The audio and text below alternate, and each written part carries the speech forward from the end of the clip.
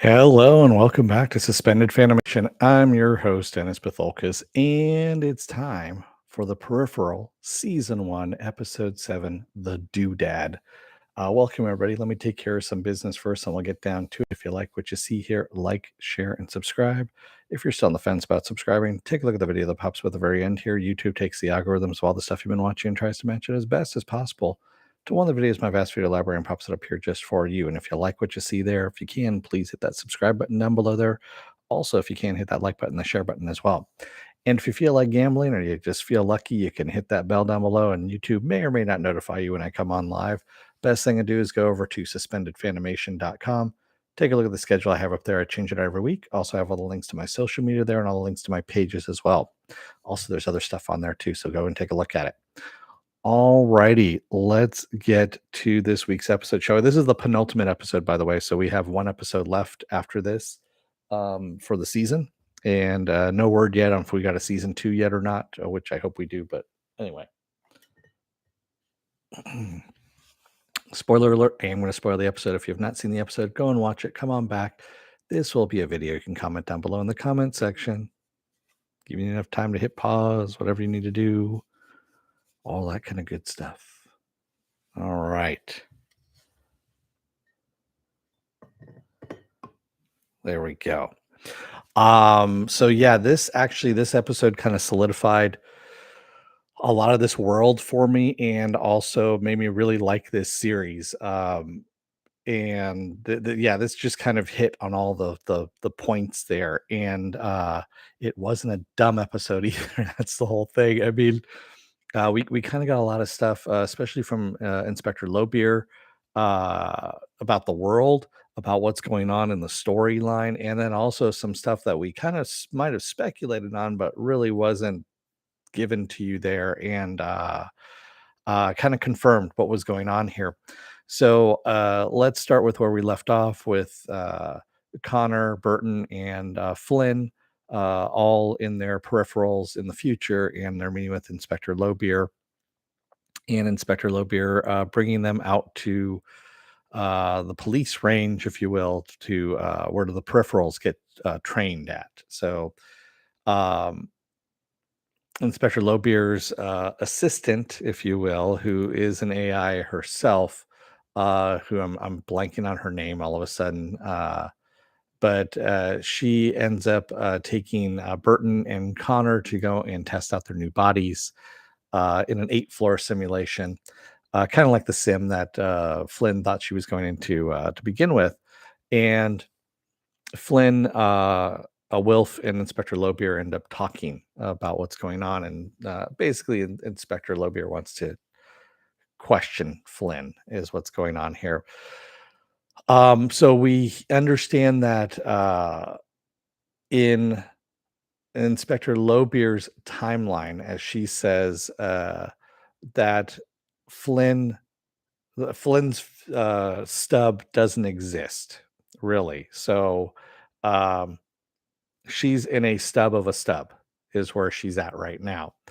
And I thought that was kind of interesting. So in Inspector Lobeer's future, where she's at, Flynn actually marries Tommy and has 2 kids. The war did happen. Texas tried to secede from the Union. That's part of this as well. Um, and Flynn did go off, excuse me, not Flynn, Burton and Connor had gone off to go and fight in the war. Only Connor comes back complete, with limbs intact. And Burton never does come back. He actually gets killed in the war. Haptics are not involved in any of this. That's because it's decades later. So whoever introduced the haptics early on, changing that timeline made a stub off that timeline is what happened before Burton and Connor got those haptics, put into them. So that is where the stub occurred, and then of course the other stub when they get the the headset and all that kind of stuff. So we have stubs within stubs. Kind of confusing a little bit, but you gotta stick with it here. And then also, we find out that the jackpot might actually be a stub as well. It's kind of hinted at here, but they're saying, well, maybe the jackpot was also a stub, or maybe it's been accelerated. They don't know. And so that's kind of a gray area that we're at right now, which again is an interesting thing that's going on. If someone manufactured this, why? Why would someone manufacture something so devastating that was going to be so catastrophic for the world? And I mean, honestly, it could be for power, money, all kinds of stuff. In the meantime, Burton and Connor are going through video game levels, if you will, with Lowbeer's assistant, and they start off with fighting six AIs in the first level, and then of course as they go up each level, it doubles, each time. So it's going to be 12, then it's going to be actually it's going to go up by six each time. So 12, then 18, and so on and so forth, until they get to the top where there's going to be a surprise. And as they're getting their weapons as they fight and going up. And once they get to the top, it's just the three of them, and that's where the surprise is that whoever survives at the top is the one that gets to leave. So they have to fight each other. So Burton and Connor end up fighting the assistant, and she defeats both of them, of course. And Connor loves it. I mean, just absolutely loves it because as he calls her Shorty, and he gets kicked off the roof, and he just is absolutely loving this. In the meantime, Tommy, who's back in, the stub of the stub, is still investigating what the fuck happened, where Bob went to, and all of that, and realizes that none of his evidence got checked into the police station. Excuse me. That's Bob's gun and Bob's doodad that he had, his little concussive blaster, and that's still in the car that is wrecked and inside the yard. So of course he goes and picks these things up, and he gets a call from the sheriff to come over to Pickett's place. And when he does, we see that Mrs. Pickett is dead, which of course we knew that was happening. We also saw Bob um, going and following the mom, Flynn and Burton's mom, who is now blind again because she goes over to the doctor to find out why she's blind again. And Bob ends up taking her and the doctor hostage. So, and killing the mom's guard as well, who happens to have one of the haptic systems in him. Um,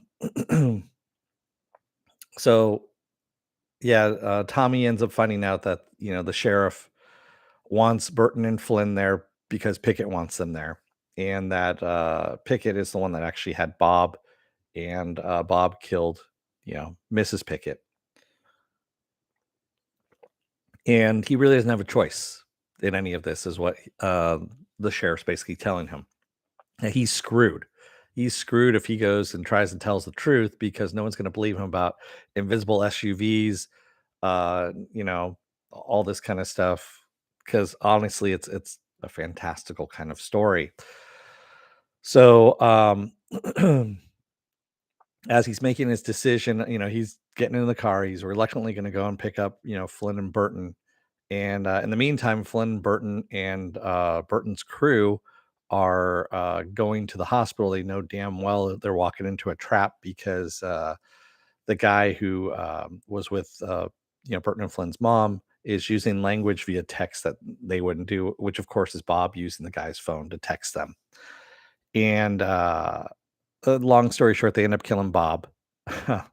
uh, you know, and Tommy ends up killing the sheriff using Bob's gun, which he gets, from his old wrecked car.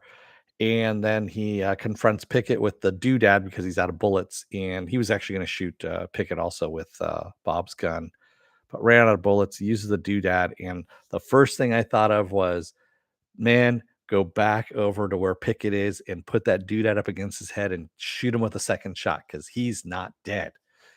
And that's where we leave off in the episode, is where, Tommy has blown Pickett through the glass window, and Pickett's lying there on the steps. And that's where we leave off, which is a great,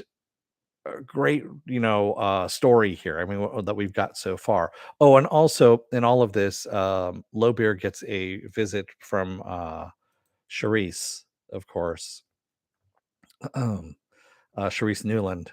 And Charisse ends up telling Lowbeer that, hey, that your assistant is illegal because you're not supposed to be using a peripheral for in self mode, basically in AI mode, if you will. And we're starting to find out the reason for this is probably because the AI start gaining sentience. Because at one point, when Lobeer asks to kind of evaluate Burton and Connor, um, she basically says that Burton is reliable, resourceful. He's predictable, whereas Connor is the one that they actually should be pressing because. And then she goes, and Lobeer says, "Why? Because of what?" And she goes, "I don't know. There's a feeling deep down in the core of my systems that are saying that's the case," which might be, affection, might be feelings, we don't know, but it's gonna be a problem we can see later on down the line where there's, you know, AI is gonna be an issue as well in all of this. Um, and we also find out from Newland that she was the one, of course, who created the stub with the haptics, that stub, that timeline, if you will, and wants to retain control of it and doesn't want, Zev Lubov getting control of this because if he gets control of it, then all hell could break loose because, of course, he can start controlling stuff that's happening in the future as well, or in their present, if you will. Um, and speaking of Zev, like I said, there was a lot of stuff that happened in this episode. Zev confronts Ash and her partner in crime there, and I'm also Ossian, and who are speaking their own little code, and he's broken their code and says, "Oh, um, so now we find out what happened with the Godfont code is that Alita was actually trying to get Burton to steal the code by hiding that Godfont code in his haptics, but since Flynn was the one that was actually piloting the peripheral, it turned into bacteria in her system." So that is what the doctor in Flynn's time has seen is that she has a bacterial infection in her spinal column, in her brain, in her nervous system, and that is translated into code. I guess the Godfont code has translated into this bacteria, whatever it is. And if Ash can get that and extract it, she was going to give it to the neoprims to basically, as she said, burn down the earth and rebuild it again from the beginning.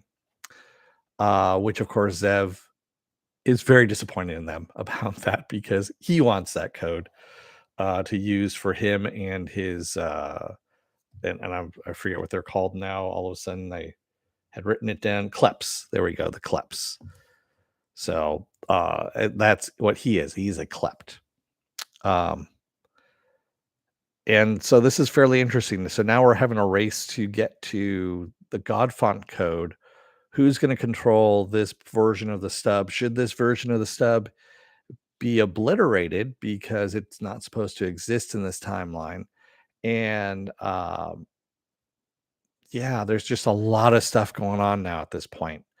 And how is Connor? I mean, Connor, if he finds out that, he's not supposed to be, missing his limbs, and but at the expense of Burton dying, is he going to go along with this as well? So there's all kinds of stuff that are happening, at this moment. And then also, why is the mom? I mean, we know the mom has actually gone blind again because she needs to have more of that medication from the future in order to, yeah, keep her disease at bay.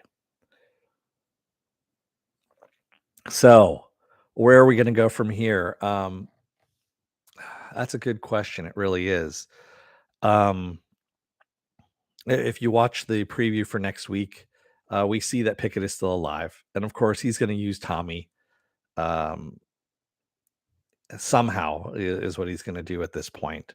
Bob, of course, is dead. Um,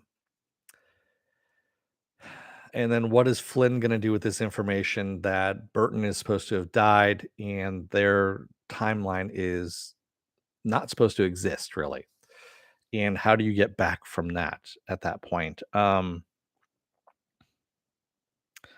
And also, can Inspector Lowbeer be trusted at this point now that she is making a pact with Dr. Newland to essentially wipe out Zev Lubov um, for having access to the God font, and again, which is considered sedition and treason.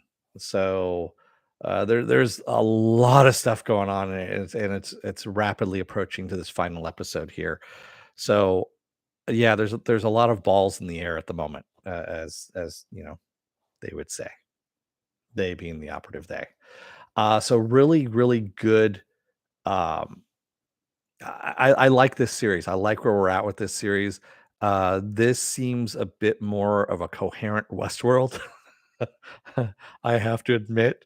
I love Westworld, don't get me wrong, but this seems a bit more coherent.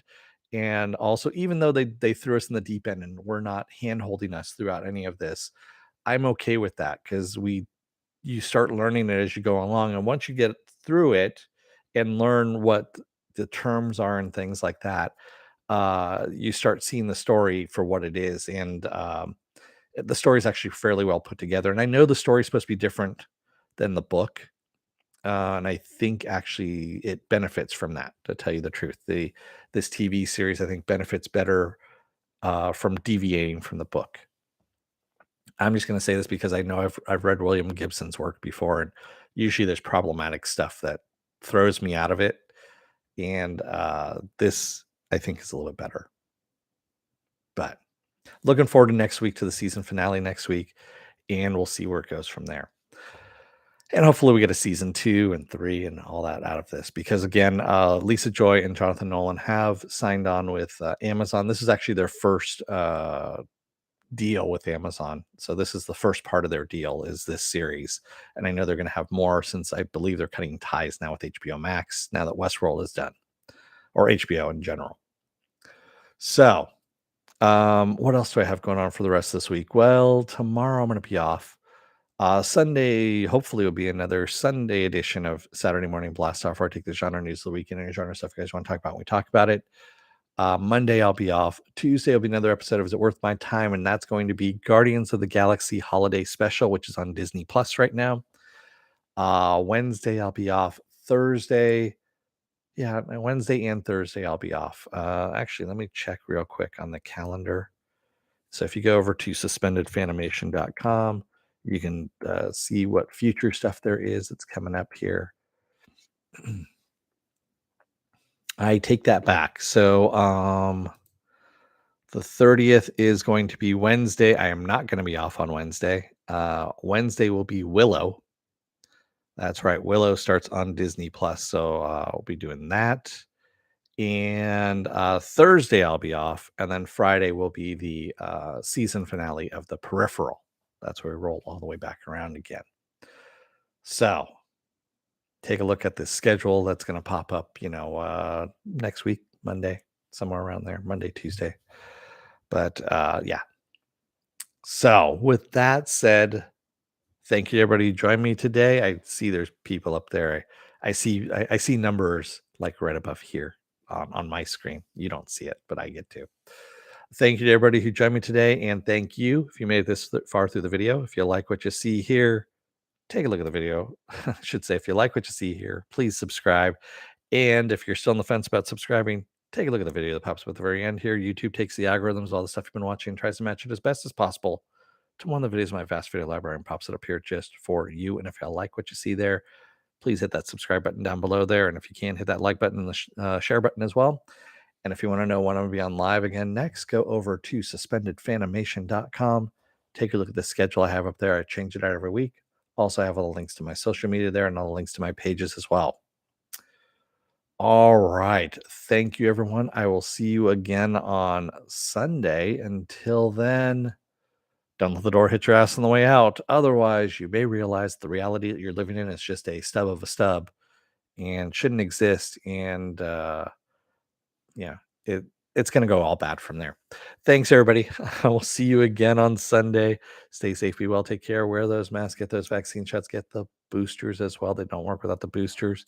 And stay safe out there, everyone. Thank you. I will see you again Sunday. Have a good rest of your night. Take care and stay safe out there. Thanks, everybody. Have a good night. Bye.